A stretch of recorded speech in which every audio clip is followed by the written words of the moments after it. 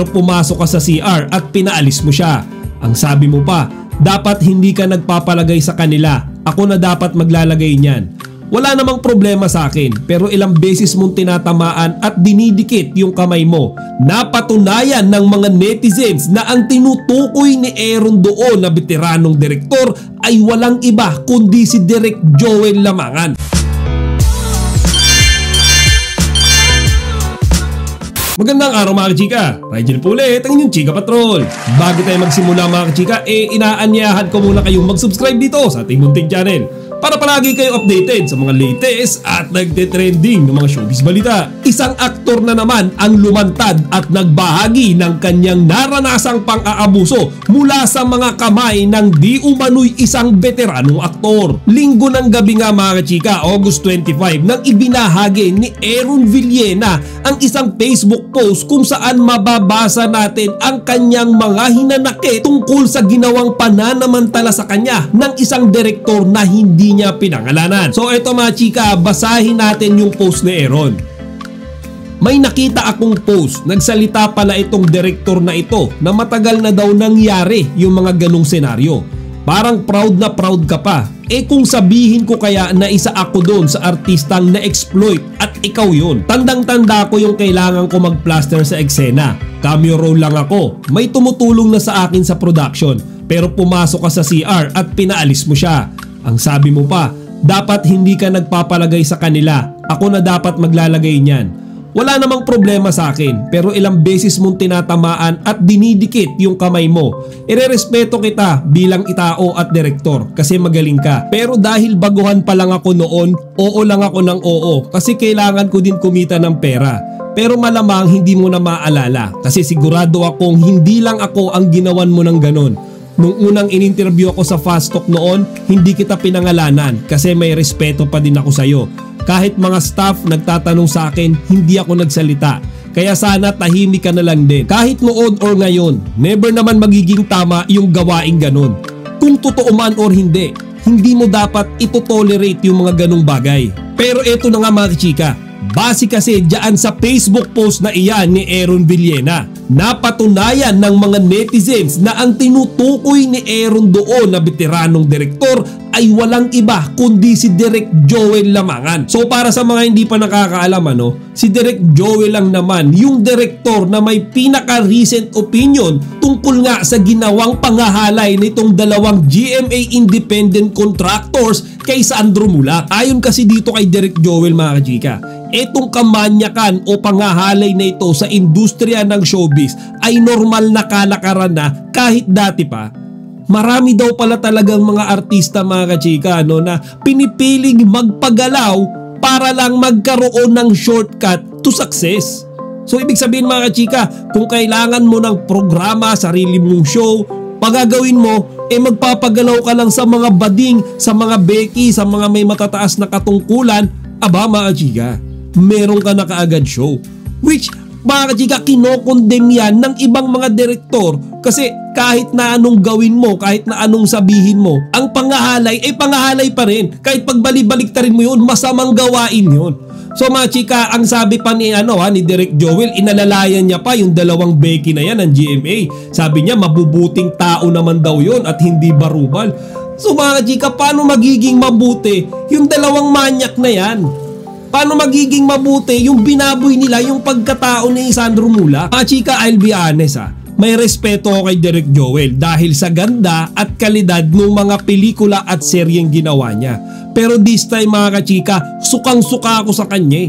Tignan nyo naman yung statement niya, di ba? Enabler siya . Ibig sabihin mga chika, tinutolerate niya pa yung ganitong pangmamanyak sa industriya ng showbiz. Dapat nga as a veteran director mga chika, tinutuligsan niya yan, binabatikos niya yan. Pero instead, ang gusto niya gawin mga kachika parang i-standardize na lang. Parang hayaan na lang yung ganyang kalakaran since common na nga lang daw. So mga chika, matutolerate ba natin yan? Kagaya nung kay Gerald Santos, 15 years old, binaboy na. Kay Sandro Mulak, baguhang aktor. Di ba mga chika, sinamantala. Yung sa TV5 na isa ring baguhang talent. Dahil syempre mga chika, walang kaalam-alam doon sa mga kalakaran na ganyan. Aba mga chika, sinamantala rin itong program manager ng TV5. Which mga kachika shows na pag ganyan, ginawang common natin sa industriya, mga chika maraming buhay ang masisira. Diba? Kahit na sabihin nating oo, ginusto nila yan para alam yun meron silang shortcut to success, hindi mo dapat tinotolerate. Kasi mga chika, tignan nyo karamihan sa mga shows ngayon lalo na yung mga seryeng malalaki, do hindi ko nila lahat, nagkakaroon sila ng mga artista doon na puro ganda, puro paputi, puro pagwapo lang yung meron, walang talent. Di ba mga chika, pansinin nyo, merong mga artista dyan na biglang susulpot, di naman natin kilala, out of nowhere, biglang meron ng sariling serye or pelikula, biglang masasama sa mga bigating shows.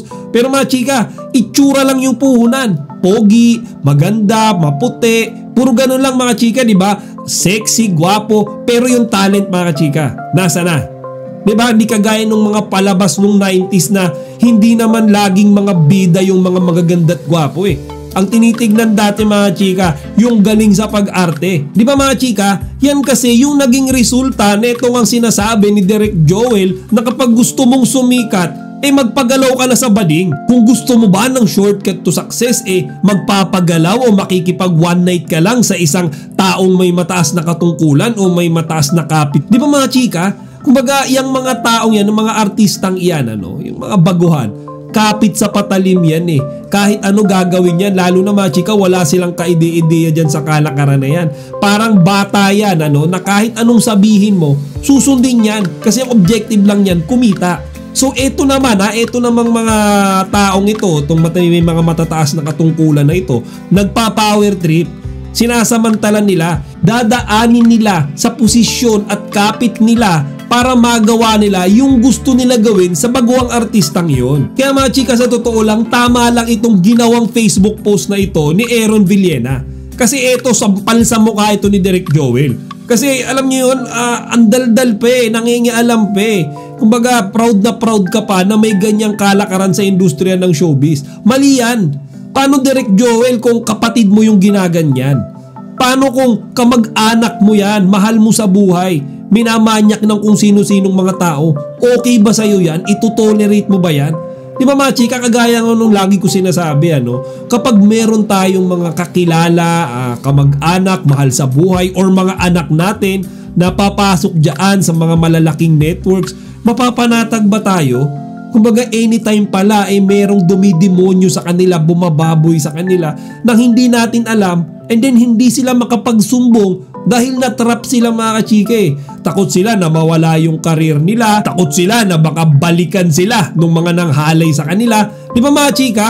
So nasaan na yung masasabi nating peace of mind and safety kung ganyan yung iniisip natin, tapos sasabihin ni Direk Joel na hayaan na lang yan dahil normal na yan normal na kalakaran na yan sa industriya ng showbiz. Kaya nga sana mga chika, kung totoo man na may niluluto silang batas sa Senado na magpoprotekta dito sa mga baguhang talent natin sa industriya, sana mga chika maging successful para in that way ay maparusahan at magbayad etong mga taong ito na walang ginawa kundi babuyin yung mga baguhang talent or artista na pumapasok sa kanilang mga network. O siya mga chika, hanggang dito na lang muna. Sana huwag nyo kalimutang ibahagi ang inyong mga opinyon dito sa comment section. Chika Patrol signing out!